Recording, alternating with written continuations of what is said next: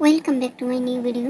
আজকে আপনাদের সম্মুখে আমি সুজি দিয়ে বাবা পিঠা তৈরি করা রেসিপি নিয়ে হাজির হয়েছি। আজকের এই রেসিপিটা পুরোটা দেখার জন্য শুরু থেকে শেষ পর্যন্ত আপনারা আমার সাথেই থাকুন এবং দেখতে থাকুন। ভালো লাগলে লাইক, কমেন্ট আর শেয়ার করুন। এই রেসিপিটা তৈরি করতে আমার যা যা উপকরণ লাগবে নিয়েছি: গুড়ের গুড় নিয়েছি হাফ কাপ পরিমাণ, নারকেল কুড়ো, খেজুরের গুড়টাকে আমি এভাবে দা দিয়ে কেটে নিচ্ছি, কারণ একটু খেজুরের গুড়টা শক্ত হয়ে থাকে, তাই এটাকে দা অথবা বটি চাকু দিয়ে এভাবে কেটে নিতে হবে, না হয় শিল দিয়ে গুঁড়ো করে নিতে হবে। এবার কুচি করে নেওয়া শেষ হয়ে গেলে আমি হাতের সাহায্যে একটু ভেঙে জুড়ো করে দিচ্ছি। ঝুরঝুরি করে নেওয়া হয়ে গেছে, দেখতেই পাচ্ছেন।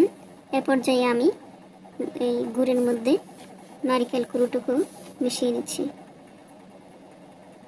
নারকেল কুড়ো আর গুড়টাকে আমি ভালোভাবে মিশিয়ে নিচ্ছি। আর এটাই হচ্ছে বাবা পিঠার প্রধান উপকরণ।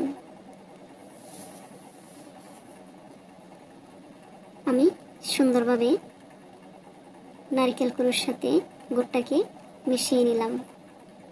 এবার চলে যাচ্ছি দ্বিতীয় স্টেপে। আমি এখানে একটা বাটি আর একটা বিটার নিয়েছি, দিয়ে দিলাম 1 কাপ পরিমাণ সুজি,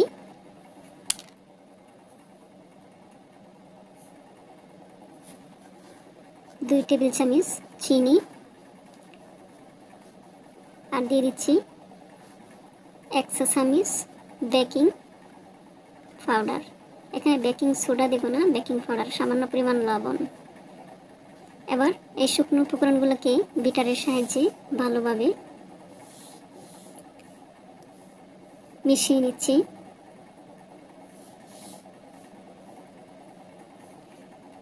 শুকনো উপকরণটাকে ভালোভাবে মিশিয়ে নিতে হবে। এ পর্যায়ে আগে থেকে জাল করে নেওয়া 1 কাপ দুধ আমি মিশিয়ে নিচ্ছি।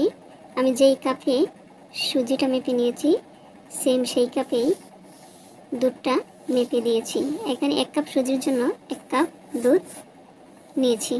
এবার দুধের সাথে শুকনো উপকরণগুলো ভালোভাবে বিট করে ডেকে দিলাম 10 মিনিটের জন্য। 10 মিনিট পরে ফিরে দেখতে পাচ্ছেন আমার সুজিটা অনেকটাই আটালো হয়ে গেছে। আবার একটু বিট করে নিচ্ছি বিটারের সাহায্যে। আমার এই সুজির ব্যাটারটা কনসেন্ট্রিটিটা কেমন হয়েছে দেখতে পাচ্ছেন, ঠিক এরকম হবে বাবা পিঠার জন্য। ব্যাটারটা কমপ্লিট হয়ে গেল আমার বাবা পিঠার ব্যাটার। এ পর্যায়ে আমি এরকম সাইজের একটা বাটি নিয়েছি, আপনারা ছোট বড় নিতে পারেন। আরেকটা ব্রাশ নিয়েছি, দিয়ে দিচ্ছি সামান্য পরিমাণ সয়াবিন তেল। এবার সয়াবিন তেলটাকে ব্রাশের সাহায্যে ভালোভাবে পুরো বাটিতে লাগিয়ে নিচ্ছি। এতে হবে আমার বাবা পিঠাটা লেগে থাকবে না, বাটিতে ভালোভাবে উঠে আসবে। এবার বিট করে রাখা ব্যাটার থেকে কিছুটা অংশ দিয়ে দিলাম।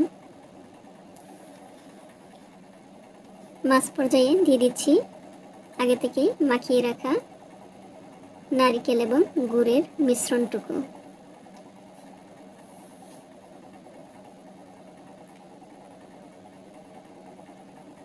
আপনারা ছোট ছোট বাটিতে চাইলে বেশ কয়েকটা তৈরি করতে পারেন। আমি বড় বাটি নিয়েছি, তাই একটাই বড় সাইজের তৈরি করে নিচ্ছি বাবা পিঠা। আমি যে উপকরণ নিয়েছি এখানে ছোট বাটিতে 3-4টা করা যাবে, কিন্তু না, আমি একটা বড় বাটিতেই তৈরি করে নিচ্ছি। এবার বাকি ব্যাটারটুকু উপর থেকে ঢেলে দিচ্ছি।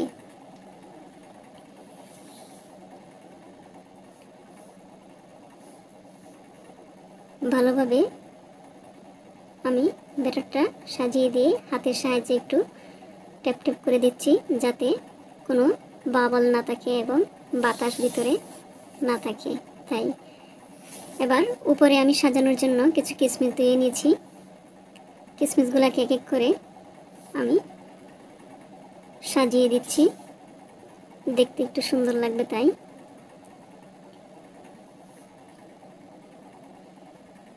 এটা হচ্ছে অপশনাল, আপনারা চাইলে নাও দিতে পারেন। সাজানোর সৌন্দর্যের জন্য দিতেও পারেন।